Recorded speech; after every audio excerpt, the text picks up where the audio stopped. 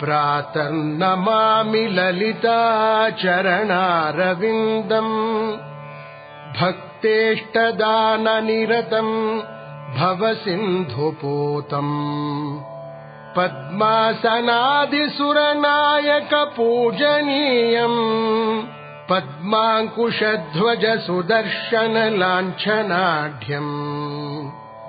प्रातस्तुवे परशिवाम् ललिताम् भवानीम् त्रय्यन्तवेद्यविभवाम् करुणानवद्याम् विश्वस्य सृष्टिविलयस्थितिहेतुभूताम्